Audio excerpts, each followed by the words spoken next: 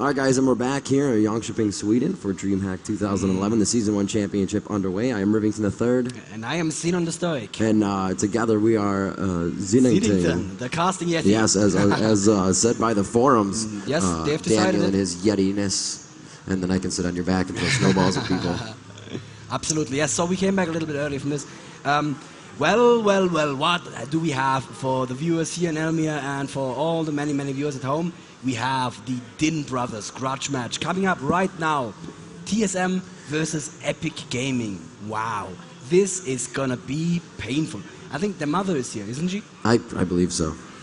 It's not gonna be great for her to watch this because one of the sons is gonna get eliminated. Well, he's not gonna get eliminated. He's gonna make 4th place, and 4th place translates into $7,000 prize money for the team. Not bad. Do you want to tell the audience though what you get for 1st place? First place is going to be a cool $50,000. That's kind of better split up between $5,000 and $7,000. I'm not very good at math, not as good as Freak, but I believe 50,000 is more than 7,000. So you would. I don't know. 5 is lower than 7. And there's more zeros, but 0 is nothing, right? Yeah. So I don't know how it works. I'll have to ask a smart person after this cast. But yeah. Speaking of asking things, I'm going to post a Ask Gragas a question thread. Yes. And if you have a question for Gragas himself, there is a chance, a slight chance that we may get an answer for you on that. All right, so let's see where we're at here with the game. If people are in the game already, if Indeed. getting ready for this. I'm gonna be impersonating Freak because I'm too lazy to change my accounts right now. Join game. There's a game Go Go Go Go Go. I think that's not our game. Right. And as well, I'd like to give a huge shout out to PaySafeCard for the HD stream. You're viewing at home. If you are here at DreamHack, you're viewing that by the naked eye, and it's just about as good as what everybody's seeing at home on the HD stream, thanks to PaySafe. Steel Series throwing out some mouse pads for the competitors to be using and making sure all their surfaces and peripherals are working very nicely, as well as Alienware for providing the computers as well and making sure there's a top-notch competition play we have going on here. And today, you know, everything's going really smoothly. We have some great matches going on, some great head-to-heads. We saw that AAA kind of faltered in their first game, was able to come back nicely in the second game, though, and just back and forth to the Nexus, taking inhibitors down, and it was just, you know, in favor of Fnatic. Such strong play, you know, and it was great because, you know, they came out with Gragas the one time. They banned Shushe's Alistar, and then Shushe was actually double ban countered by an Alistar and a Gragas, and we haven't seen that for one person. 2 bans were wasted. Not, I wouldn't say wasted. Well, not wasted. Actually. They used. Yes. They used well as well. But you know, if we'd asked the teams to kind of fake it and make it an exciting match for us, I don't believe we could have gotten a more exciting match than this. It's just, it's mind-blowing, absolutely. And I'm gonna give a quick shout-out as well to Own3D for actually making the stream happen. And I spoke to them yesterday a little bit, and there's a lot of stuff going on behind the scenes, bringing the stream to these unprecedented numbers. So absolute thanks for that. And a quick shout out as well to Team LiquidNet, who have an amazing League of Legends is the name of our game. Yes, League of Legends sub-forum, where there's a lot of very nice, knowledgeable people sitting around, and great work there, guys. Yeah, it's very good. We actually hit 210,000 viewers yesterday. That's an immense number. Everybody here a part of that history and a part of breaking into a new history and setting a bar that will hopefully break again today as we go on to the grand finals. Oh yeah. I heard there's grand finals on today. At some point, they're going to be on at midnight, pretty much. Well, it depends on how soon the Counter-Strike game ends. Before that, I'm not very good at Counter-Strike, but apparently it can go to either 3 or 2 maps. Yes. So and your overtime. Overtimes. They have overtimes. Yes. So. We're aiming for midnight, and it's going to be, if you are actually here at DreamHack, make your way to the Dream Arena around that time. Expect some queues, but do try to make it in there. It's an amazing place. I watched some StarCraft 2 shortcasted by Day9 last year in the Dream Arena, and wow, that place is amazing. Just the atmosphere in there. So definitely make your way over there, and we're going to have a little winners ceremony after the game there as well. So don't miss that, because that is most probably not going to make it up on the stream. Yeah, exactly, and we're also going to do the cast. The playing from here, the cast is going to the Dream Arena, as we said, and then the live awards will be back here. We're going to do those live on the stream as well, so that'll be really nice for everybody to see the congratulations and the prizes going to the players, and $50,000. Just love seeing those giant checks. And it's going to be $25,000 for second place, $10,000 for third. As we said, the $7,000 place that we are going to see who's playing for that right now. So even though we're saying that one of the Din brothers are, you know, one of the Din brother teams, let's just call them by their names, TSM and EG. One of them is going to go home. They're not going to go home empty-handed. We're going to give them $7,000, and you know, you can buy yourself a nice set of shoes from that. But I just heard that we are ready to switch over to either the coin toss or the coin toss. I'm not entirely sure which one to of the it tournament is. area. And here we go. Yes, I don't think we're going to have audio. So let's see if it's going to be the shiny side. And he drops it. That's it. Disqualified. Failed gank. The ESL admin has been disqualified from the tournament. Okay, it's pointing in the direction of SoloMid. And there is a handshake, so very good there. Oh, there it is right there. Let's get a round of applause brothers. for the Din brothers. We're going to have an amazing game going on here in just a few minutes. Team SoloMid versus Epik. You can see Dan Din pointing at his brother. He's like, I heard that. I heard what you said. So SoloMid won the coin toss. That means they're going to have first ban and first pick in the first game. And as far as I remember, I'm better. I'm not entirely recovered. As far as I remember, the loser is going to get first ban, first pick in the second game. Indeed. What do you think our bans and picks are going to be? The roster rundown as we see, you know, Reginald, Odd One, Chaos, Rainman, and Special for your TSM team. Salsi, Dan Din, West Rice, Dyrus, who's been playing a very good game for his team, and Double Lift, and maybe we'll see some of that Blitzcrank pull. I know everybody wants to see a little bit more of that because it really turns a game around, and it's just so much fun to watch. I'd give that man a big manly hug if he played another Blitzcrank. But let's put it this way: these are the bans and picks that would make me saddest. If we saw Akali in Blitzcrank banned against Epik, and if we saw the Rainman is probably just gonna do a tanky DPS with Jarvan again. That he was pretty good. Yeah, it works out. I think he plays a Singed too, doesn't he? So a Singed ban would definitely make me sad. And yep, we are all ready, and we're actually going into the picks and bans right now. So if we can switch over to that, please. That's the first ban. I'm sad. You guys can see that Akali has been banned already, and let me just make the background black there. So Akali banned against West Price. So these two teams, TSM and Epik, they have been scrimming against each other remorselessly the last couple of weeks. Like, I don't know, 100 games a day? Would you say that's feasible? Probably not 100, but maybe 99. So they've been scrimming up. Vayne, again, very good pick. We have not seen a European team ban a Vayne yet, but she is extremely dominant in America right now. She really is. It's that chase down character that you want to be careful about. Once the fight is over, she's going to be the one to pick up the kills, and we do see Vladimir coming up as well. It's interesting because I believe that TSM have the stronger Vladimir and Reginald. But, and there's a Cillian ban. That's definitely aimed at Reggie. They're like, we don't believe we can draw it out to a long game. We don't want to lose in the first 15 minutes to Reggie's amazing OP Cillian. So, yeah, that makes sense to me. If you can draw it out to a long game, as we saw yesterday in AAA versus TSM, that Cillian is just going to fall off in power, and you're not going to worry about him in a 50-minute game. Right. But, yeah, he can lose you the game the first 15 minutes. And there's a Tariq ban.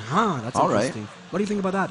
Oh, I think it's a really good ban, actually. You know, with the assist to the armor that Tariq gives and the ability to CC the team and begin the initiation of a fight, if you will. It is a word. I believe it is. It is a word. And from so far away, as well as the happenings of how Dazzle works from distance, the closeness to the amount of time in the stun, you know, it just becomes such a useful CC to have, as well as that quick burst heal, and then again his ultimate, a Twisted Fate.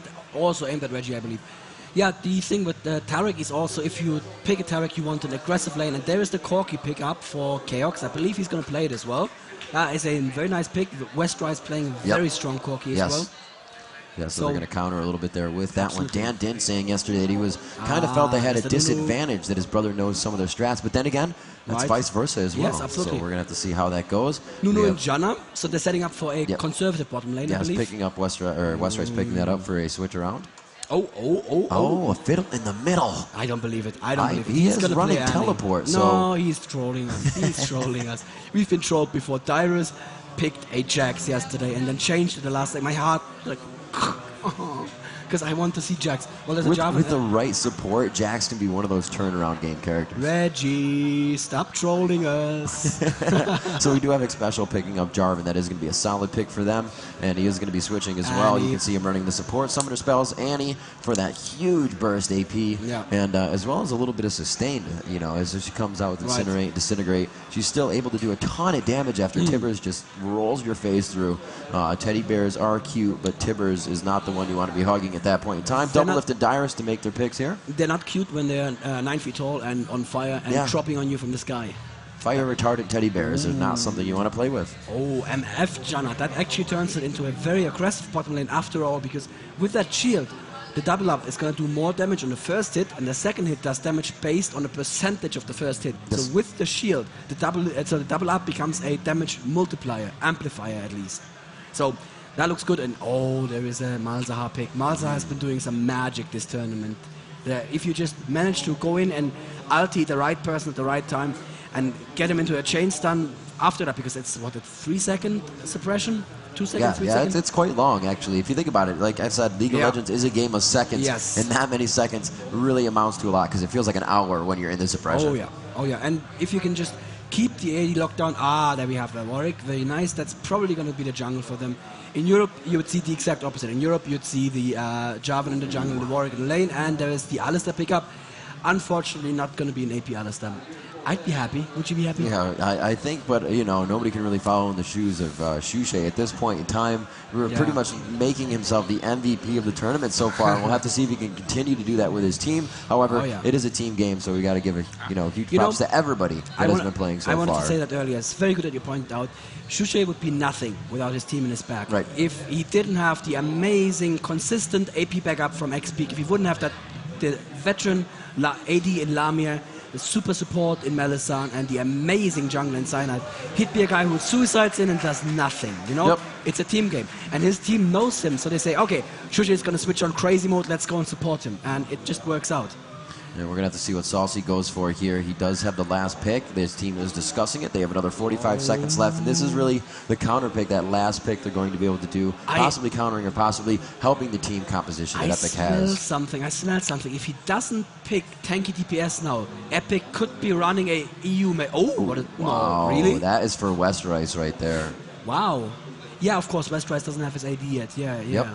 Well, it's interesting. A dual AD. I don't think I've seen that since the Fnatic versus SK game in the EU qualifiers, and Fnatic lost with that. They were actually running exactly the setup. Right. Now that I think about it, that was exactly the setup that they ran. MF and Tristana, Malzahar, Nunu, and Janna. It's quite a tanky team they have to cut down right now. They do have an Alistar, they do have an X Special. Yes, and the thing is that with Nunu and Janna, you keep your dual AD safe, right? You can push the enemy away, or you can, and this is important for all you 1400s out there, Nunu in high level play, the damage from his ultimate, it looks great on stream, the damage, irrelevant. No one in high elo cares about that absolute zero damage. What Nunu does is huge area AoE slow, meaning that people who want to jump on your ADs, unless they have a jump ability, will not get there in time, and it keeps them safe. So Nunus go in early in the fight, use their ultimate, and it's really not going to make that much difference damage-wise, but it's going to allow the ADs to play unsafe, in quotes, and just do that damage. And Janna, same thing, if they get close to the ADs, bam, Janna blows them away.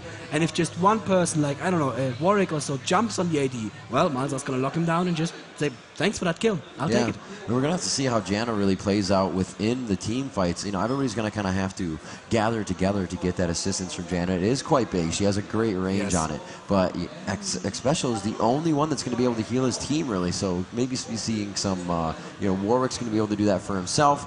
And they could be taking a lot of initial damage in the beginning. You're going to have Tristana blowing up with some crits here and there. Absolute zero if procced in the bush is going to do really good for him. And that's really where they'll want to focus on it, because they have Jarvan. They can come in there, pop Nunu out of his ultimate, the pulverize, as well as Reginald on his pyroclasms. He can use that stun to take somebody down, and not take somebody down, but stun as well as take somebody down, I guess. The suppression from Warwick, and Corki can just kind of run around and get out of that. It's absolute zero quite easily. So exactly. There's a lot of things to interrupt that absolute zero on TSM side. So people in the forums have been giving me a hard time for being biased. I'm going to be biased in this game. I want Epik to win. I'm just throwing it out there. I want them to win. I really want to see a Fnatic versus Epik finals. Yes, that would be an amazing matchup. We saw so many grudge match between them yesterday, just head to head, down to the last second. The second game, best game of League of Legends I've watched in my entire life, and I've watched hundreds of them. That was just beyond incredible. We're loading into the game now slowly. We're almost ready to launch into the game proper. Are you going to back TSM? I don't know. I don't think I'm going to back anybody. I think we have a huge matchup here.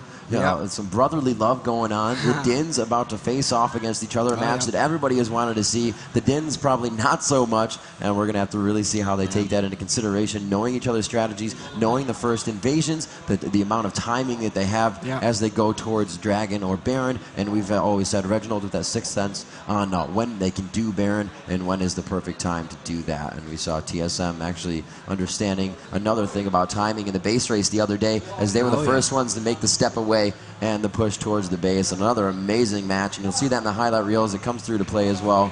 And we're going to get this Zenington down as the casting Yeti. Here we go. As I mount onto your shoulders and get ready for this matchup, we are going to get these guys live in just a few seconds as they load into the game. And we'll see what they have to provide for us. This is going to be amazing. I really have been waiting for this game for a long time. I wanted to see the Din brothers facing off, and here we have them right now. We are going into this game. It's going to be Epik Gaming versus Team SoloMid. Let's hear it for both teams.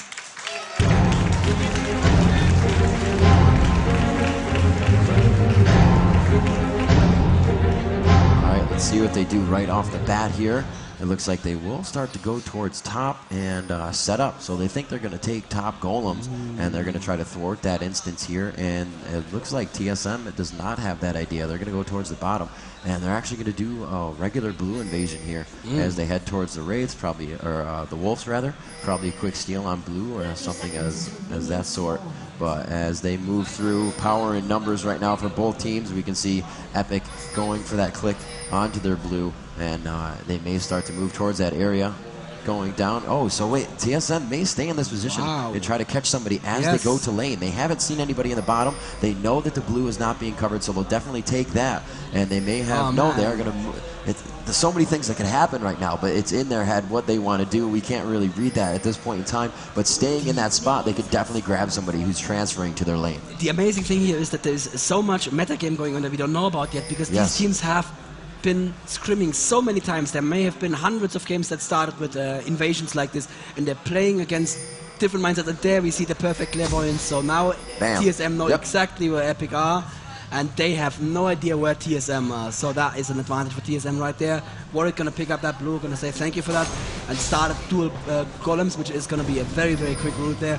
And Tristana is going to go top. That's interesting. Now very, very safe. Transitions back to bottom lane.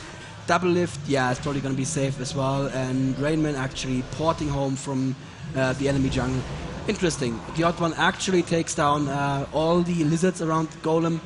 That means it's going to respawn quicker, but you know, it's a bit more experience and gold for him. Yeah, so that's definitely what he was looking for. He wanted that full, actually not getting the full level. His team was there to help him out, so he's probably going to be able to go for one of the smaller minions around his blue golem as he goes to get that buff, and it'll really help him out getting the level 2 as soon as he's going for his own blue, and he may even dodge that one as he already has one, and it looks like he's going actually, not Jarvan, rather, I'm sorry, Warwick down bottom has the blue. And we have Dyrus and Double Lift as Misfortune and Janna down bottom, the carry and the support, as well as Chaos and Xpecial as Alistar and Corki. And we're going to see Xpecial leaving his lane a little bit in a few levels once he gets his Pulverize and Headbutt, so he can make his way around and do the roaming Alistar. Absolutely. And we see top lane, we see the Rainman versus Vespers. Rainman taking one of those damage over time shots there from Tristana. He's going to be fine though. He's going to have to wait for that to run up before he throws in a potion, because otherwise the potion's obviously not going to do much damage. And like I said, Warwick starting at dual golems, then doing raids. That means this is going to be an extremely fast route to level 3. And Reginald landing a stun there for the combo on Salsi. So far the lane's been going to Salsi with 15 to 9 creep kills. And we see a little bit of aggression here. Xpecial going in for the Pulverize. Dyrus taking a lot of damage, and they must be happy about that right now, Team SoloMid, because that Janna can shield, but she cannot heal. And the only way that Misfortune has of getting health back is the 3 potions. Well, 3 potions is enough. She needs to start taking them, though. She's extremely far back right now. She's probably afraid of a Warwick coming in. Oh, no. Xpecial has actually...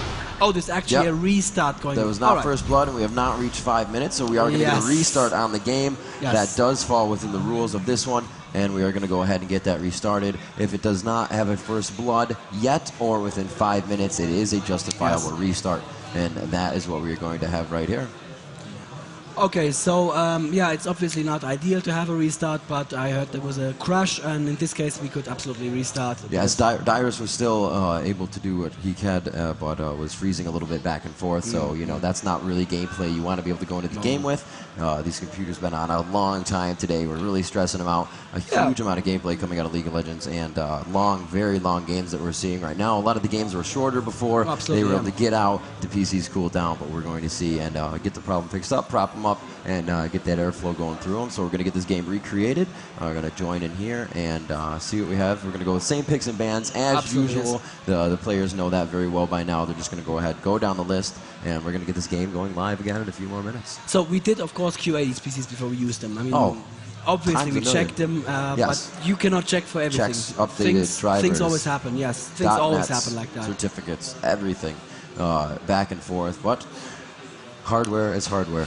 Yeah, absolutely, and hardware hates you. That is a known fact in computer science. Hardware hates you. It wants to do damage to you. It wants to hurt you as much as possible, and basically, yeah, computers are sentient already, and they don't like us very much.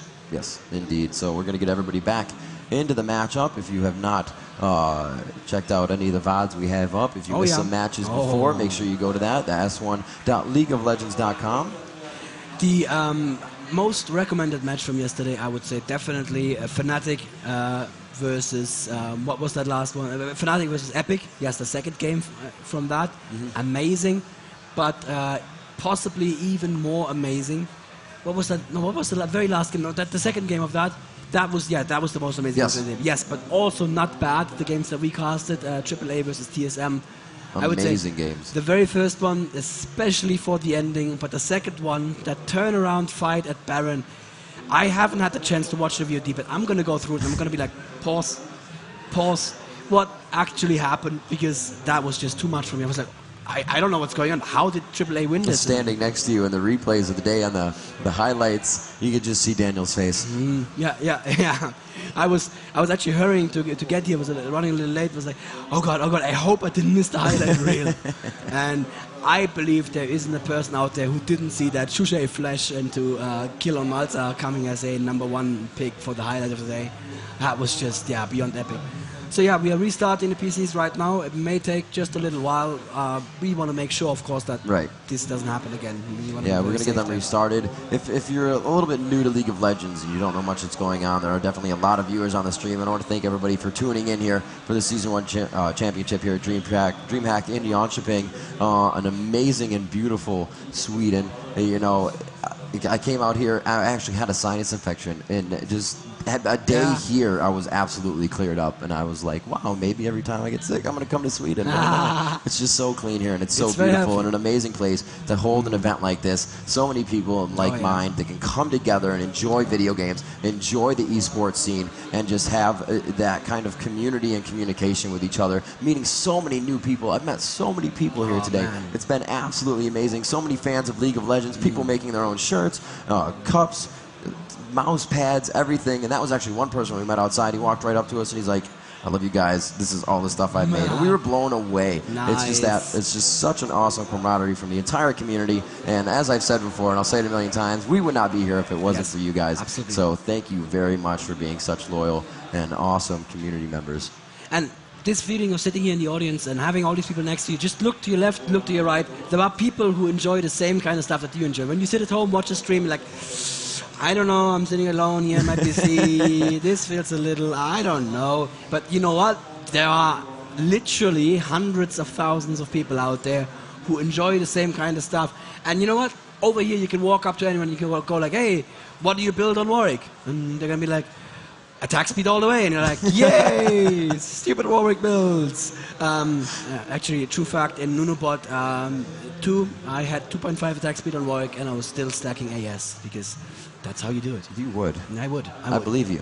I definitely believe you. So if we have the time, I'm not sure how long it's going to take to get restarted, we could cut over to the Telecaster tool if we're ready for that, and we can talk a little bit about the jungle invasions that we've been seeing here, because there's a lot of metagame going on with the jungle invasion. So what we saw in this game right now was Team TSM coming from up here and invading the enemy jungle like this. Yep.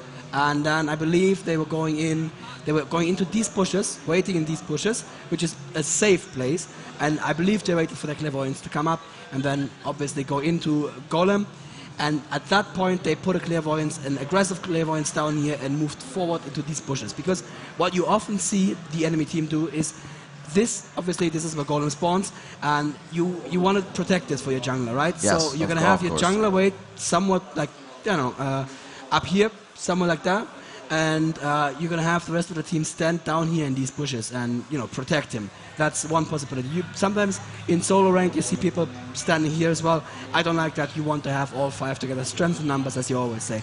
So they actually clairvoyance back here, and that would have revealed like this kind of area. So they revealed the bushes over here, and that meant they knew there was nothing in the bushes. They could move in. Now at the same time we saw that Team Epik did something completely different. Or was it Team SoloMid? Sorry, Team SoloMid did something completely different in that they actually went into the river. I believe they went like this. I'm not sure if they went through the main lane, and then go into the enemy forest like that.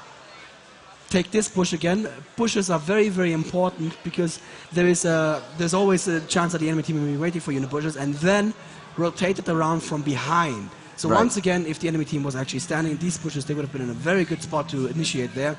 And in these Team 1 fights, level 1 fights, what you very often see, and this is a mistake that people have learned not to make anymore, is the defending team, they say, oh, we're ready for a level 1 fight, right? So we're all going to stand in here, in these bushes. And then the enemy team just comes out this way, and they have something like an Alistar. And they just clairvoyance it before you can go back, flash in, pulverize on this area. You have 3 people, 4 people knocked up, which is a stun that can't be cleansed, basically. And then after that, there comes the damage from the attacking team. So these invasions, always a power play, risky power play as well. Something that we saw in the European qualifiers, and I just want to talk about it because it was so brilliant, and at the same time it was such a facepalm moment. So SK invaded this way into these bushes, and then from the bushes here, and they all clumped up as closely as they could in this area right there. So they were all standing there, and if you can see, there's this one tree here just jutting out a little bit. So they were totally lost there, and they were playing against Fnatic, right? And Fnatic was setting up here as a super defensive setup, and they said, okay, clearly they're not coming, so we're going to rotate around. And Shushay on Anivia was rotating around, and he walks up this way with the entire Team SK standing here, and then he just steps out behind the tree, so, oh shit, turns around, and SK's just like, oh, we should have done something. And nothing happens. Nothing happens at all. And Shushay just, I don't know, just walked around here and was completely safe and went to his lane. It was like, holy shit, that could have been a really bad start of the game. Yeah. These invasions are really fun to watch. The European metagame, they're just fallen out of favor. What we often see is the Wraith steal at level 1, where something like an enemy Nunu will just walk up quick and smite, eat. Quick eat. Yeah, exactly. And that is important because as the jungler, you want to hit level 4 before you gank. So a good jungler character usually has 2 skills that help him in the jungle, and 1 skill that is super important for ganking. So what you do is you level the 2 jungle skills on the first level. So Warwick, my main still, you would either start on W or Q. There was a bit of a, the Warwick camps are fighting each other there, which one's better. I believe W has been shown to be a little quicker, but Q is just safer, and I'm not a good player, so I play it safe. Generally, good advice, if you know you're not a good player, play it safe. So I start Q, then I do W after Golem, and another Q, and then I rely on getting level 4 from Golem, right? From in the other half of the jungle. And if I don't have my large Wraith, my big Wraith, I'm not going to get that level 4, and then I'm not going to have the Blood Scent, which means that if I go for a gank and get somebody low, there's no way we could chase them down and kill them. No. And that means I'm just not going to be a very powerful ganker. And that's why these smites are so powerful. It's the same with Mumu. Mumu will start the jungle always with Despair, then level Tantrum. Then on level 3, I'm not a good Nuno jungler. I believe leveling Tantrum again is the fastest way. And then Well, it depends on really how your lanes are going. If you want to get that bandage toss and head out, you are going to have your buff. It's kind of going to slow you down if you don't go for it. Right. But it's really the normal. Yeah, you don't want to have bandage toss before level 4 at any rate, because you're not going to gank level 3. It's not going to work on Nunu. So you have that Tantrum to go to a quick level 4. Yeah, yes. Sorry. Yeah, I'm talking about Mumu. Yes, absolutely. You're going to have that bandage toss at level 4. Okay. And that means you're gank ready. Before the bandage toss, you're not gank ready. You can come in and start crying a little bit, and they're going to go, okay, cool. cry, and I'm going to be completely fine with you crying. I'm just going to run away and laugh at you. So I'm sorry for having to fill time here a little bit. We just wanted to make really sure that there's not going to be any further problems, and we are ready for the game here. I just gave the go in chat, and second attempt. We're going to go real quick through the picks and bans again. I think we should still cut over to the picks and bans just so we see them again. For everybody who just tuned in, you didn't miss anything. We remade the first game of... oh, it's blind pick. Well, that works for me. That works for me as well. We remade the first game of EG versus TSM. You didn't miss anything. The Din Brothers grudge match, that is a difficult word to say for a non-native speaker, is about to start. Can we cut over to the game client, please? And we'll have to see, most likely going with the same. They're going to go in here. The thing that might change up is going to be the jungle invasion, however. Exactly. You know, they had a pretty good job on TSM. They went for the blue. They were able to get it. And as you said, a very aggressive clairvoyance coming out of the hands of Epik. They used theirs to clairvoyance the blue they were going for, TSM's. And TSM was like, we're going to try and see if they're at our blue right now. And that's a little brotherly love, I think, that was going on there. As they were able to figure that one out and not have to use it for themselves. Yeah. And we're going to go ahead and get into the splash here as the players load into the game. Still sad to see that Akali was banned. Blitzcrank wasn't banned, was he? But he was not. But not chosen as well. The team composition most likely didn't call for it. They still needed the support, and Doublelift was, you know, more than happy to play that role for his team. So I'm going to predict right now, if EG lose this, Doublelift is still going to hold Blitzcrank, because he does not want to lose the chance of playing another Blitzcrank in this tournament. It was just too amazing. Those grabs yesterday, just like, I wished I could play Blitzcrank like that. There's so much prediction in there, because there's this travel time, right? You shoot your hand, the left hand, it's right hand. You shoot your hand, and it flies, and it takes a while to get there. Anyway, we are now in the game. TSM versus Epik Gaming is the first game of a best of 3. Once again, the Din Brothers facing off. Let's hear it for those teams.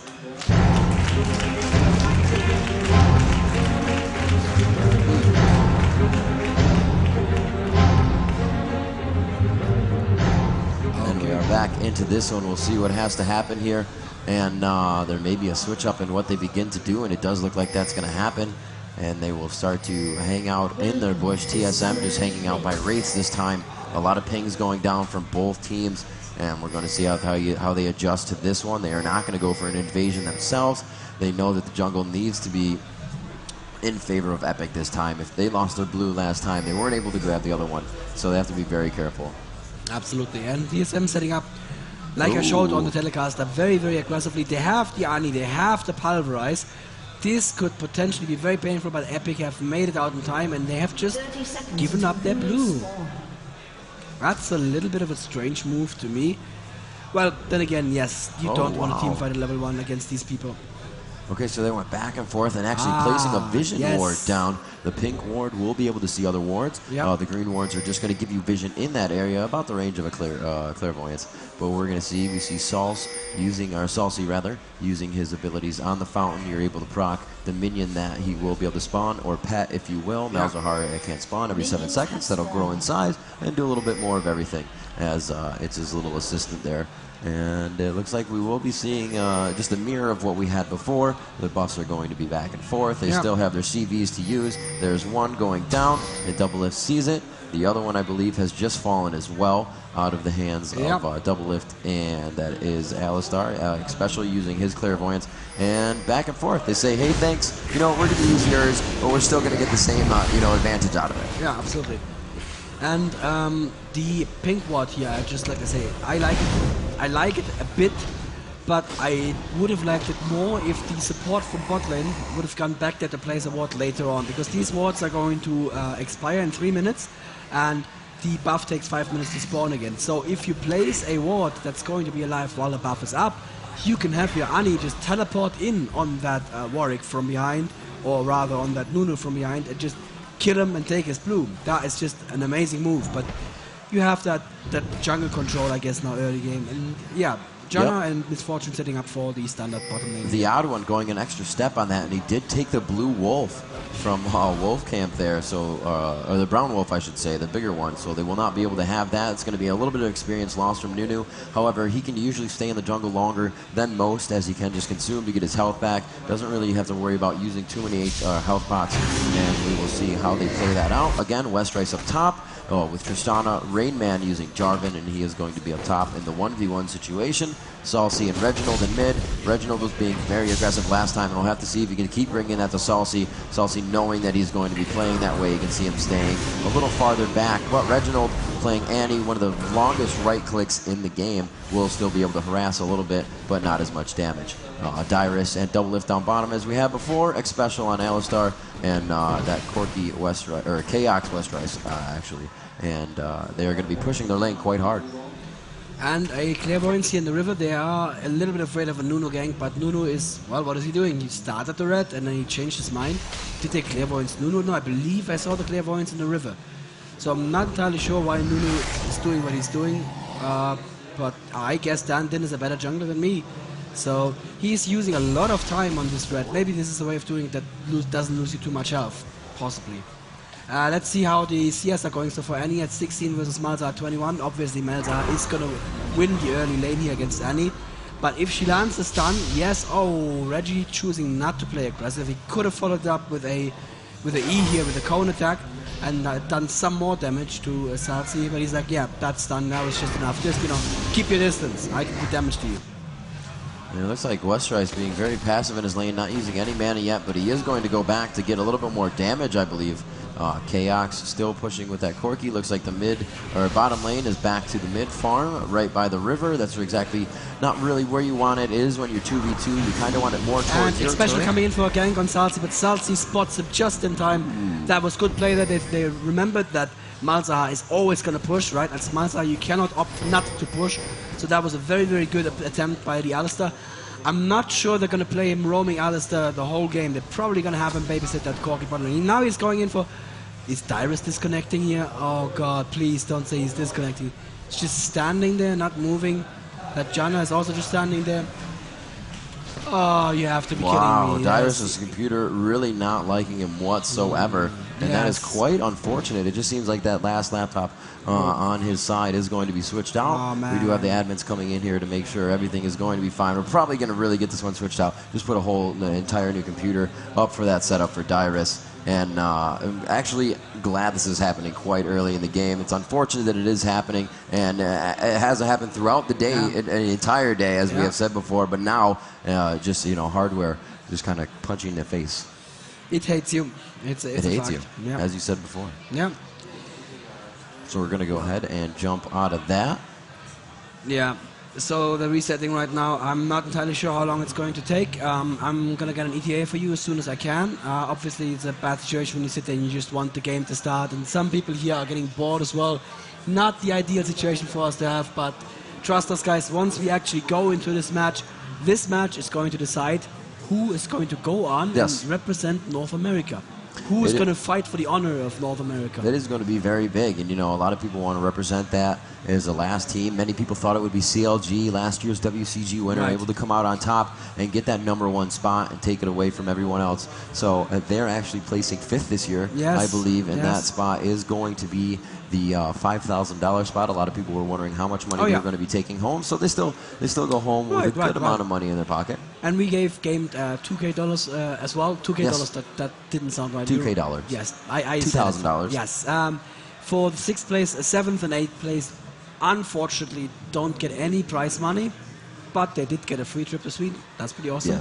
Yes, and they got to play in an awesome tournament and basically wow us all with their first game against TSM. That was just the first game of Sen versus TSM. No one saw that coming, and I believe Sen can pretty much take the VOD of that game home as a prize. They can, I mean, TSM is still in this. They can still make first place, and then Sen can say, well, we dominated the team that made first place in this tournament. Yeah, that's going to feel really good. They're probably going to go home, continue to work on their play set. Pacific, as we said before, the other team from Southeast Asia, they came in with 2 players they had grabbed only 5 months ago, and coming into a tournament like this, you have teams like Fnatic, they've been together forever. Teams like CLG, known for their strong gameplay. Team SoloMid, known for their strong gameplay. And you know, the teams with the captain, CLG actually not really having a captain. We've talked about that before as well. And sometimes that's where their game falters. So you know, Pacific looking to only build and get better, and usually you learn the most from your losses. So they're really going to take that in consideration as a grain of salt and come back stronger next time. They were qualified, and in their category, in their teams, the teams they had to play against, they actually swept it. Yeah, so we can tell that, you know, the global skill of League of Legends is definitely different at this point in time. These teams aren't really able to play against each other. Hopefully in the future we can connect some sort of space teleport portal wormhole that these guys can play with the 9 ping over a global interface. But as of right now, they're pretty much constricted to that area. So the strategies, the meta game, the entire game that you're going to see is a lot different, and they're not able to pull out the strategies that a lot of these teams have, or the counter picks to these teams. You're able to watch the team's games, you know, on a stream, but it's always going to be different when you get into the game, depending on what you bring to the table. Absolutely. And there is still a big difference in European and North American meta. Let's not forget about that at all. I mean, the reason I believe why the game of Epik versus Fnatic went so close yesterday, the second game, was that Fnatic, when will they have had the chance to ever play against a top-level Blitzcrank before? They didn't. There is no top-level Blitzcrank in high elo. If you select Blitzcrank in Champion Select, there's going to be rage quits. A lot of rage quits. I will take 20 elo for you. Yes, exactly. And yeah, they had no idea what to expect. I mean, they're pros. They can adjust to it. They can, they know what skill shots are. They know how to dodge skill shots, but they have no prior experience with a skill shot that can turn an entire team fight around there with one single skill shot. That big robot grabs you and pulls you in, and that's it. I mean, you're dead. And if you're the carry or the AP or AD carry for that team, that's just, you know, that's going to be a team fight for you. And they are just not used to playing against that, and that's still a big factor. And I mean, AAA have been amazing me with their perfect play. And I don't want to just say I don't like AAA. AAA are a great team, but I'm still going to root for whoever wins this game, because I want to see a North American versus EU Grand Finals. And I believe we have some more information for the audience. Do we, Rivington? Yes, we do, actually. They let us know the plugs in the backs of the laptops are these laptops are quite powerful, and they require quite powerful power supplies. So they sometimes tug, they move, and his laptop was unplugged. And then when he got into game, he went to plug it in. If you know a little bit about laptops and Windows 7 and whatnot, that it will change the scheme of what your colors you're using, and once in game, upping that color scheme and upping the way that Windows views itself is what was lagging him in the game. I see. Obviously, you know, not even the hardware this time, but just those little here's and there's that can really nip you in the butt when it comes to it. So we found then resolved the issue, and we're going to have this game going in right now. They are all into the game, and we're going to see how this one goes. We got the splash screen up, and the players loading into the game already as back in, and 110% to go. I wonder if we're still going to get an applause from the audience after all of this waiting and all of this remaking. I mean, I'd understand it if they are tired, if their hands are hurting right now, but honestly, I already know what kind of amazing clutch game we're going to see here, and let's just take some motivation from the future. Let's do some time traveling here and get that motivation, and very, very soon we're going to be loaded into the game, and I'm going to ask you all to give us a third round of applause for these two teams. Please give it up for TSM versus Epik Gaming. Yes. You take it.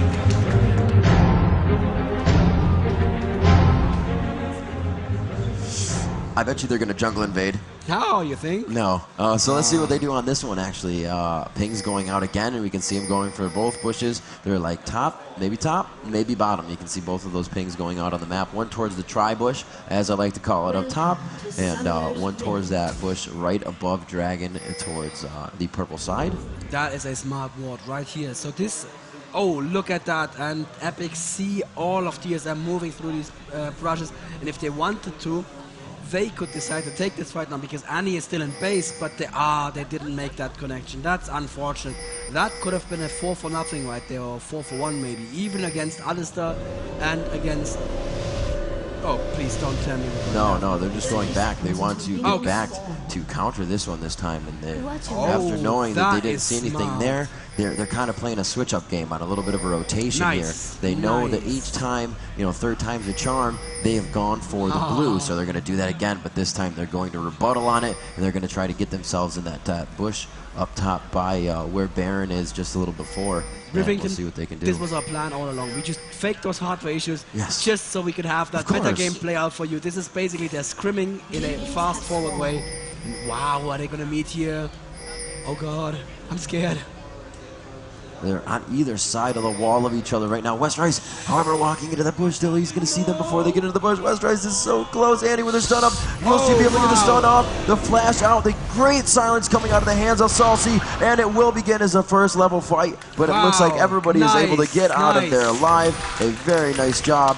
And with Reginald being very aggressive here, he's saying, no, Dan, you are not going to go for these golems. He was able to pick up Dan's golem. Silence onto Reginald, taking a lot of damage from Salsi. And it looks like power and numbers, they still choose to back off. And a very nice aggressive first level fight coming from both teams there. A lot of flashes expended though. We have Kax is down, we have Rain Man's down, and Xpecials is down as well. As Salsi was really the only one with Westrice that had to use theirs. Yes. And I just have to say, aggressive Reggie is aggressive. That is still true. That has not changed, and I really like that playstyle. It's great fun to watch, and that Annie's done almost caught the one they were trying to catch, which was obviously Westrice. So just basically caught Salsi by the edge of it. But he was safe enough. I mean, he had to flash, okay, but he was so far away that he could flash to safety, and they couldn't flash after him. So close one. Yeah, we definitely have to call attention to the huge four-man silence out of the hands of Salsi. In that tri-bush, he definitely shut down a lot of everything that could have happened. More flashes could have been expended, and it would have been a totally different team fight. They would have been able to catch Dan in the jungle a little faster off guard. He's now going for his blue. It looks like Warwick is able to move through the jungle, a very fast jungler. Doesn't really have to worry about his HP too much because he is able to get that first sword and do a lot more damage. The Clairvoyance going out there, or Smite rather, on Nunu. I don't know why I said Clairvoyance, to tell you the truth. And they are pinging it from TSM side right now. SoloMid knows that he is there. The timing of what happened, they're saying he's probably finishing up, so we'll know it. And there it is, the Clairvoyance from Xpecial, able to see Nunu Dan walking through his jungle. That was good timing, but it didn't really give him much of an advantage. It confirmed that he's not running a gimmicky, strange jungle route, but it also did confirm that he's not going to go aggressive on level 2, which is, or level 3 as the case may be, which is absolutely an option that Nunu has, and that sometimes people say he should do, but he starts taking a lot of damage from Reginald. Reginald also taking damage to lane. Wow. Pretty much even still, both down to their last health potion already though. That is a lot of aggressive play from both sides here. And these players will have laned 1v1 mid 100 times against each other. Not just in all those scrims, but on all those solo ranked games. I'm sure these two have met each other so many times. Nunu coming top now, I'm not sure what he's hoping to achieve. The lane is really, really pushed. There's not much you can do, and he doesn't go for it. He wards. Start is very good of him.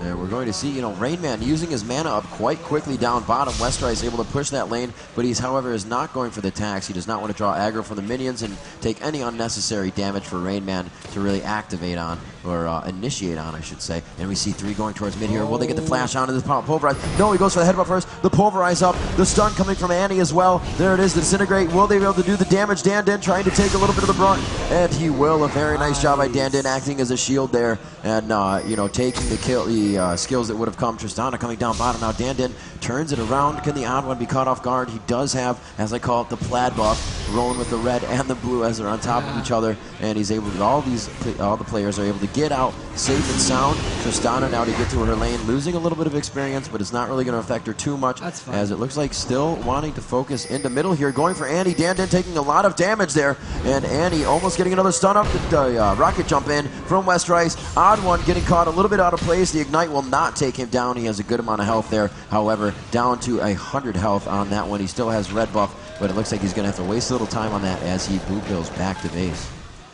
That was also not such a bad move from Annie, from Tristana going mid, because she wants the lane to be less pushed, and this is one way of doing it. She did lose some farm, some experience, but now her lane is pushing in the right direction for her, and that means it's now opening itself up to ganks. Obviously, yeah, you don't really want to gank Jarvan. He can just flag toss out of there, and Right. he's gonna be fine for the most part. But we have seen how amazingly strong those Jarvan laners are, and you know, I am a child of the EU meta, and I see Jarvan on lane. I say, really? Not a jungle Jarvan? It's just strange to me.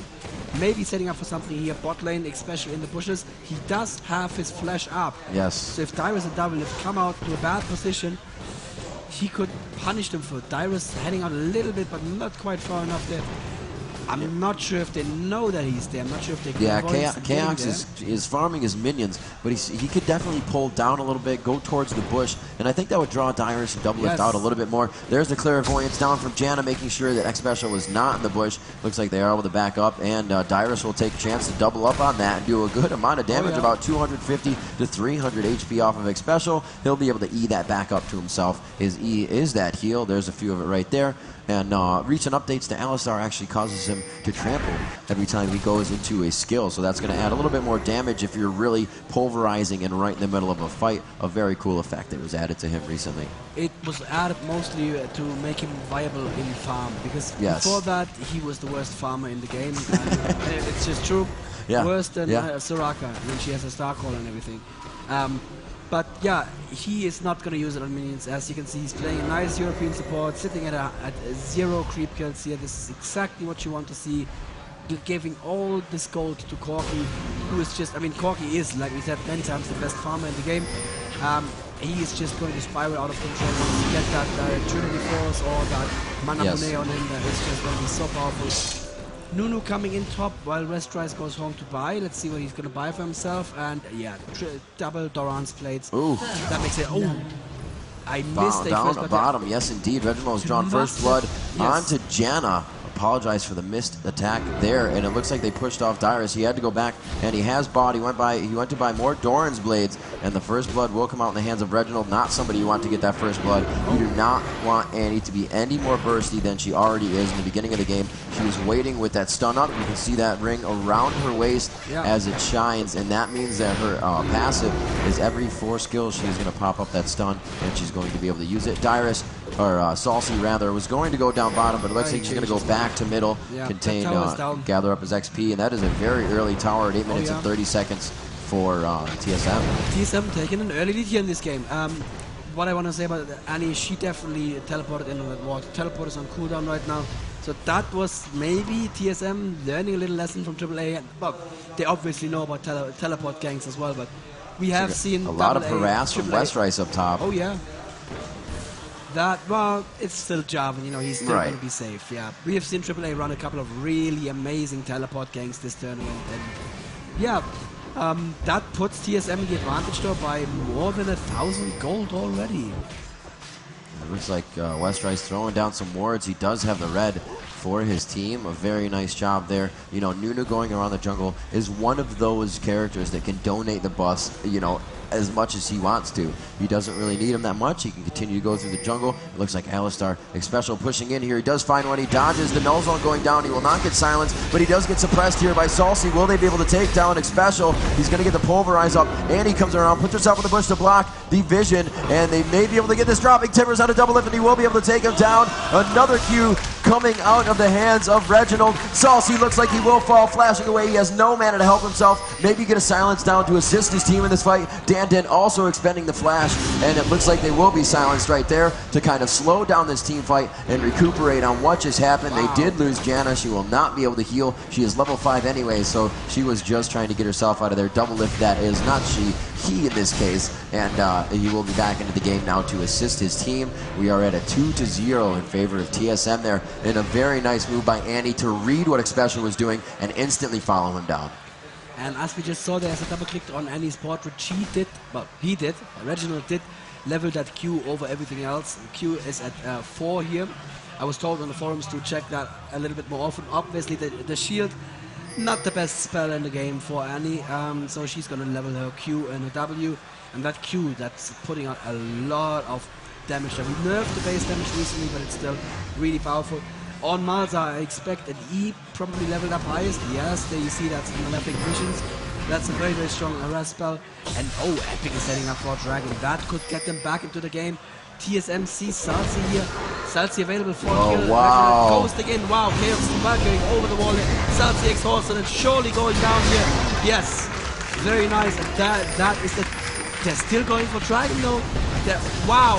And no, they did not see the Dragon, but Nunu goes down and that was not worth it.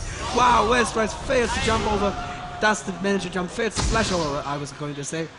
But that means that now TSM can probably take the blue. Reginald still looking for a fight. Wow. Aggressive Reggie is still aggressive. He did have Tibbers and he could have dropped that there, but yeah. I don't believe that was his Pyroclasm was up. He was not able to get the stun on that one. So it looks like they will just make their way out of there, giving that to Warwick actually. And we'll see how Oddwin uses that to continue around his jungle. Let me get my Fog of War back to normal. There it is, seeing both teams, and Xpecial will start to back right there. We have Dyrus and Salsi in mid. It looks like Salsi pushing up quite hard here. He wants to get possibly a Malefic. Oh no, slowing down the lane a little bit, so his push is a tad more, and that's going to help him out. Tristana up top to clear out her minion wave and push it forward to the middle of the lane where she will want it. And we see Salsi and now versus Rain Man is the top lane is free for Tristana to farm. Andy has now gone down bottom. Reginald is going to back using his recall. And it looks like Nunu just making his way around the jungle with Blood Boil, doing what he can. He has a free spell up around again. That spell around the waist usually means a character has an ability up. Nunu's is a free spell, Annie's is the stun. I don't really think you see it much more than that. And Salsi out farming Tristana, Reginald on Annie here in his lane on minions, but Reggie really out farming Salsi on champions there. That is going to be a lot of gold. Each champion kill is worth about 10 CS, 10, 15, depending on how much gold the champion is worth at that time. Interesting choice on a Nunu to go for the dodge. Wow, he jumps in with the argument. Reginald, very nice job. Nice pick up there. I was going to say, of course you don't want to ulti Tristana, she just jumps out, but yeah, there's an Annie waiting on the other side, and that's not going to end well. That was a very nice job. Doublelift being all over the map, and he's doing a very good job of trying to support his team, but his stuns, the pop-up is just a few seconds away every time. He almost got it down in mid, or near the dragon. Wasn't able to help. We have a lot of action going down in mid. Xpecial taking a good amount of damage. Malefic Visions is on, and he's also taking that bleed from Dyrus. It looks like Kax will come in and Valkyrie in to stop this minion wave from pushing forward.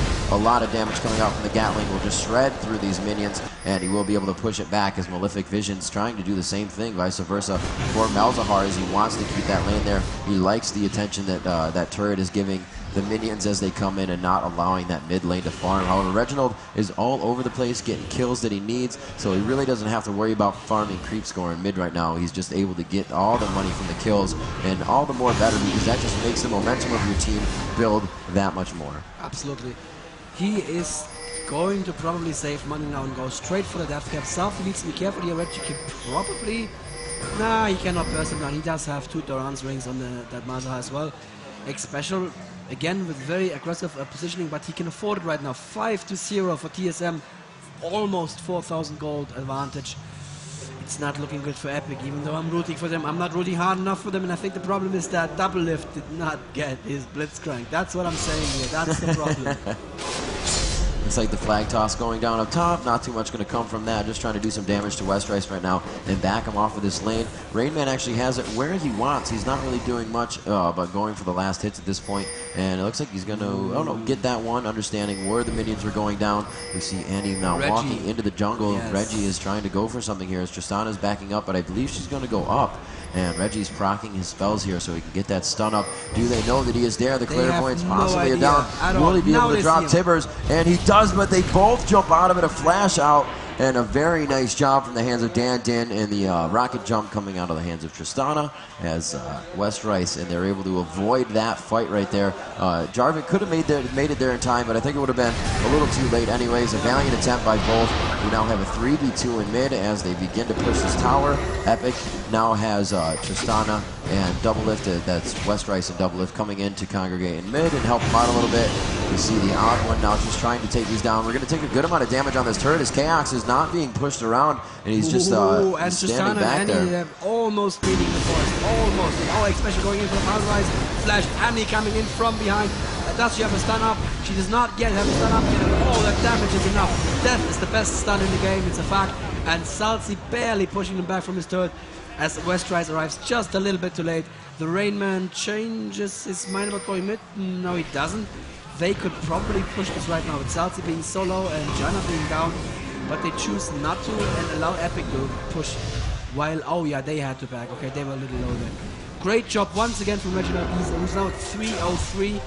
Probably gonna carry again, and when are we gonna see the first Annie ban this tournament? You know, I don't know. It's just that burst that can initiate such a big fight from such a long range, and then she can continue to do damage, and in just a few more cooldowns, initiate another stun that she can use, and she's just such an effective character to have. She can also build somewhat tanky, and usually doesn't take that much damage right off the bat. She does have that shield she can use, which reflects a little bit of the damage as well. So all around, amazing abilities on Annie, and is definitely should be one of those focused characters, as you said. But when will we see the ban? Will they allow Reginald to continue to play like this? Because currently, as we just saw with the blue buff, Annie having a 5-second cooldown on both of her abilities, and they both scale really aggressively since the recent changes made to her. That just means that, oh, and Tristana going in there super aggressive against Reggie, but Reggie doesn't take any damage from it, and he's like, oh yeah, I'll kill you before you kill me. That was just enough damage there. Wow. That was a showcase in knowing exactly how much your character can take. I was worried there. If I had been at Annie, I would probably have run and died. Dragon going down, currently for TSM. Epik are getting in position now to steal it. Oh, they get a little bit of it. Wow. Oh, God, that damage. Yeah, just not enough. That definitely didn't channel for long enough at all. TSM in a commanding lead now, 80-0 kills, 23 to 18k gold. Wow. Special taking a lot of damage from that null zone, and a very nice silence for the hands of Malzahar. Salsi doing what he can to prevent these four in middle from really taking his turret. You're going to be able to wipe through these minions quite quickly. They have a minion wave behind them, and it looks like this mid turret will go down unless Malzahar can avoid, or can actually throw down the null zone, doing a very nice job there, but can keep them off with the silence if they get any closer. And it looks like you just use it right there. You're going to be able to clear up that minion wave and actually save the turret. Both mid turrets are extremely low right now, and Jarvan up top farming himself away, trying to get that creep squad. He has actually bought an Oracle's quite early in the game, maybe feeling he can do the damage he needs right now. TSM very strong in the game, knowing that Epik is going to be down in money, so if they do place any wards and try to gain ground, they're just going to shut that down. Absolutely. And TSM debating whether they want to go home or stay and defend this turret. Indecision is always a problem in a game, just like as it is in casting. If you don't know what you're doing, you are wasting time. You're going back and forth, back and forth. You need to commit to one course of action, and the course of action seems to be 100% aggression. Oh wow, Annie dropping timbers right onto Salsi. Salsi goes down onto the turret, or right under the turret, I should say, and this turret will go down. Westrice kind of just thinking it out. I have Blood Boil, I want to do something here, but it looks like they're going to stick together with Nunu. Dan Din right next to that turret as well. Another kill as Salsi is put back down into the graveyard, and he will be back in 20 seconds to help his team out. 3 in middle now to defend that turret. It looks like they will back up. Dragon should be up in the next 4 minutes, so they'll be able to make their way to that. And it looks like they are going to again give red buff to Tristana or death cap. Yes. MF here. Death cap for Annie. Yeah, that is probably not something that Epik can come back from. Right. So that's a 19-minute death cap. That is really, really, really fast. And on top of that, he has level 2 boots and 3 Duran's rings. So I'm saying round 1 probably going to Andy. Yeah. Yeah, TSM looking very strong in this matchup. Their blue buff is up, and I think they should go for that as well right now. Annie does see that she is kind of walking by it, but there may be, she's kind of considering. There may be somewhat of a team fight here, but she is going to go for that blue buff and grab it, as it looks like it's special. And there's the odd one to help her out there and give her a little bit more damage. She is going to try to get that stun up on her so she can walk around with that. Yep. Getting it, not getting the stun, but that's all right. Still going to be the same. She's only going to have to use, I believe, one more spell to go into that and see what she has on her right now.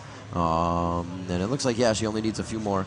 As they move to top lane, that turret is already gone. It is 3-0 in the turret game right now in favor of TSM. They've been doing a great job. 9-0 in the kill game. 20 minutes into this, and you just said Annie grabbing that death cap. She is 5-0-3 with 107 creep score. Corky leading the game with 149. That is Chaos, and his team right now doing very well as they start to roam around the jungle, or rat pack as I say, together. Power in numbers here in the river, and it looks like TSM will really wait for a mistake from Epik right now. And, well, I don't believe they need to wait for a mistake. They're currently waiting out the lanes. They're going to probably push the lanes, see if they can take another turret safely, and at some point just force the Baron fight. And that's... Epik cannot give them a Baron on top of all of this. And right now, Epik really needs to hope for a mistake from TSM, actually. They're splitting up right now. Don't think Epik has the damage to force a Baron fight. That would be one option, but Annie's like, I'm going to go and farm those minions. There's nothing's happening at the moment. Epik wanted to, they could go and force the Baron up, but Annie still has the teleport, and it's almost up, very, very nearly up there. Oh, so, wow, the whole entire team moving towards Annie right now. You saw the pings going down, starting to invade the jungle. It's going to be all four, and Malzahar following actually quite far behind, and the initiation early could hurt if the rest of SoloMid is able to get down there in time. Annie's staying very pushed out. It looks like they're going to dive right onto the tower for this. And she has no idea this is coming. She needs to go to bushes, teleport out very, very quickly. What is she doing down there? The entire team is missing. And they may be setting up for Baron, actually. Let's have a look at... Oh, they're going back. Ah, the Baron threat. As we were watching there from Annie's point of view, she didn't know what was happening, but she believed herself safe under the tower. And, yeah, Epik didn't go for it. I believe that was a mistake. They could have killed her. They would have lost Baron, but at this point, shutting down Annie may actually be worth it. Yeah, that's going to be a good amount of gold for them. She's going to be worth at least like 555 or plus gold at this point in time with 5 kills under her belt. Looks like we're going to have some blue pills. They're going to get back and get some more items. We'll see what MF gets. Probably possibly a BF sword here, as she does have Zeals. She has just sold an item, and there it is. Yes, grabbing the BF sword. So that Zeal proc with a little bit of crit. She has a lot of movement speed, especially with Strut. If she's out of battle for a certain amount of time, MF can just fly across the map and really start to assist the team. Top turret is going down here. Great lane control by TSM right now. All their lanes are pretty pushed. They have all their turrets still standing, and Annie still to go down bottom and continue that split push. Yeah. And Annie not the quickest split pusher in the game, but at this point she could probably wipe her minion wave with her E. And yeah, she is gonna push there. Damn. And they need to decide what to do here. Yeah, exactly. There it is. They really need to decide what to do here. Split push is always an ugly situation, but the odd one actually porting back, Jungle King, he is, well, that means they're not going to commit to the split push. And TSM currently, I would like to see a little bit more decisive play from them, but, you know, to be honest, well, like I said, it's the question of, are we going to go home with $7,000, or are we going to have a shot at 50K? And, you know, I'd probably play it safe as well, to be fair. I actually think TSM is very comfortable with their play right now. They are causing Epik to not really have a lane to go to, really giving them the run around. They go to top, they lost a turret, they don't get any advantage from that, they didn't get any kills, they're really not able to farm. You can see that minion wave is still just battling it out right next to that turret as Andy was able to split them up. Now they're in mid, and it looks like we have a forced fight here.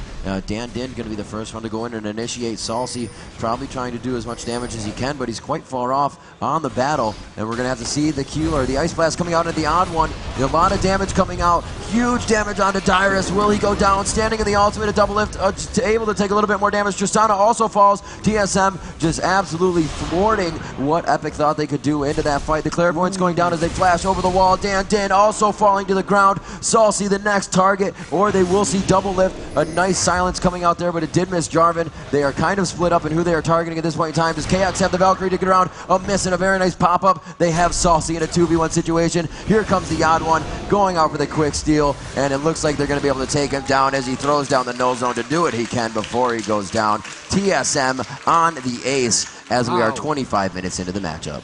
Annie actually died. Reginald playing super aggressive, flashing over the Dragon Wall here, and, well, they punished him for it. So that was a bit of gold, but if you look at it, more than 10k gold ahead right now. That's not something you can easily come back from.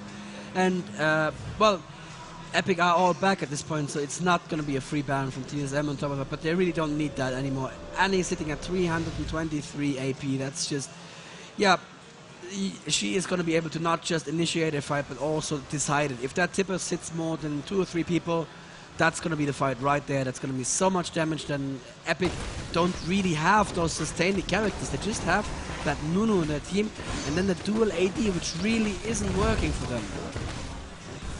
So TSM now getting a nice clairvoyance down near the Wraiths of Epik, knowing that their red buff is down. They're kind of walking through their jungle and now forced to only farm in that situation. As I said, you know, a good rule of thumb, not to cross the river alone. When you lose that turret next to the river, that becomes an even wider zone that you have to stay back and play very careful. Yes. And right now, you know, Epik is in the extreme caution zone. They have to be very careful when farming at any point in the map right now. And it looks like we could have a Baron go for here. The Clairvoyance is down. They do not see any wards. They do. I don't believe they have an Oracles. Yes, Jarvan still has one. He did not go down. And we will see this Baron going in favor of TSM. Salsi going for the silence. He will put that on Reginald, and he will see that they have grabbed the Baron. It's going to be a defensive setup now for Epik as they look to initiate this fight. Possibly they're waiting for the to come over the wall. There it is. Headbutt over the wall. Will they get the pulverize down? Dan Din absolutely going down before the Absolute Zero can proc to full channel. And we are going to see the suppression onto Salsi. He is separated from his team by the odd one playing Warwick, and it's going to be a runaround right now as TSM continues to find people to take down. The suppression onto the odd one. Tristana trying to do the damage as he can, but an absolute wipe coming out of the hands of Reginald. Baron just being way too much for Epik to handle at this point in time. A very good job by both teams, but it was just really in the favor. Epik able to keep two alive. They were trying to do what they could to focus. The odd one doing a beautiful job of focusing out Salsi on that one and making sure that he could not suppress anybody within the fight. And it looks like they will be able to go for their first inhibitor turret here. Minion wave is actually far behind. No, it's right there. It's just kind of hanging out. And they're going to go ahead and face tank this one right off the bat, knowing they have the minions behind them. That's going to help them take out the inhibitor. They will start to spawn some super minions. Reginald doing good damage, kind of standing off to the side, not within the bunch. He doesn't want to get AoE by anything in this situation. Not that there is too much that can hit him. Yeah, but did you see that AoE, that misfortune ulti in that combat in the last fight? Corki got hit by maybe 3 or 4 procs and he didn't lose any health. But that was the tamest misfortune ulti I've ever seen. That just wasn't scary at all, and that is the problem that Team Epik have right now. They have nothing that's scary. They have nothing that can put out that damage where TSM have to say, oh, we have to play cautiously and not get initiated on by that guy. It's like, no, it doesn't really matter who initiates on us.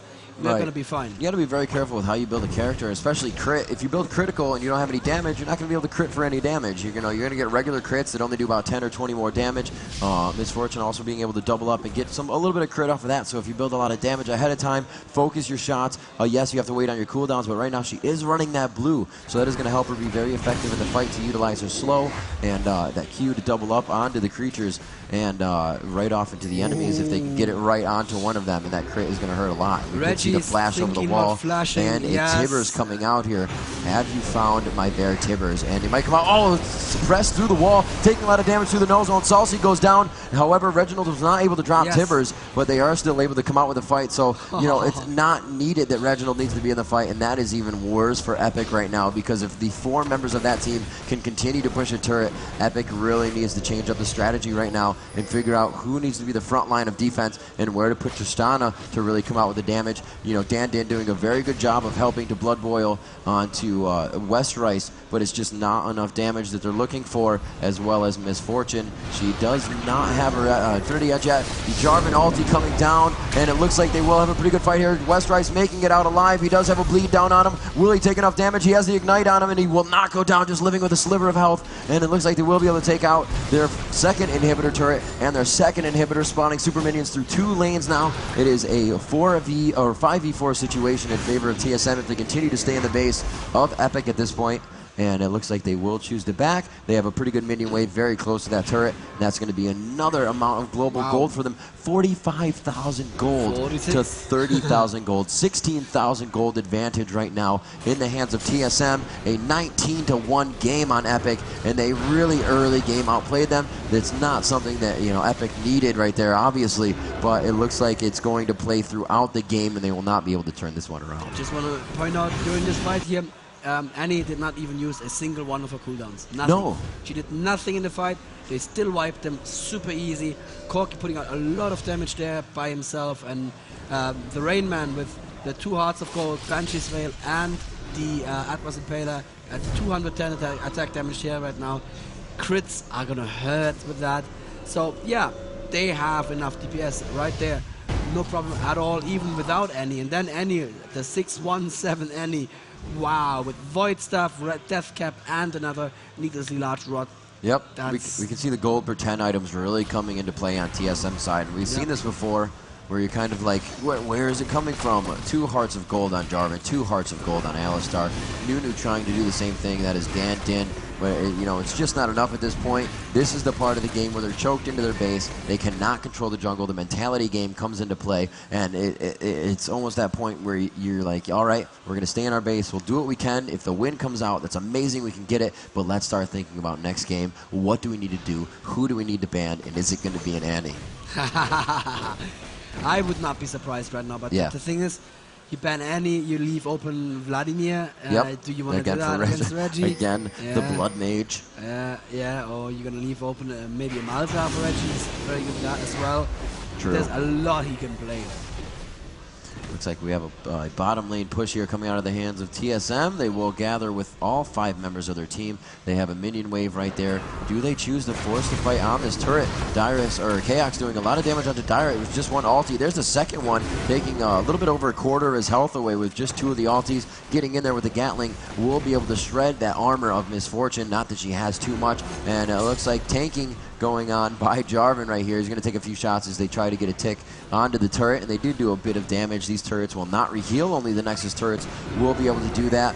And as this next minion wave comes up right behind him, the Absolute Zero coming in from Dan Din, and it looks like he was pushed away. A very nice ultimate coming out of the hands of Trist, able to get that out of there as Reginald moves in. A lot of damage going down. Special goes down. It looks like Double Lift and Dyrus have also fallen in this fight, and Xpecial is the only one that has fallen for TSM as they now control the base of Epik. Nunu, the only one. Dan Din actually being able to stay alive in that fight as he was pushed out of it initially, and we will see what they can do here as the first Nexus turret goes down. And Reginald almost face tanking that turret to death.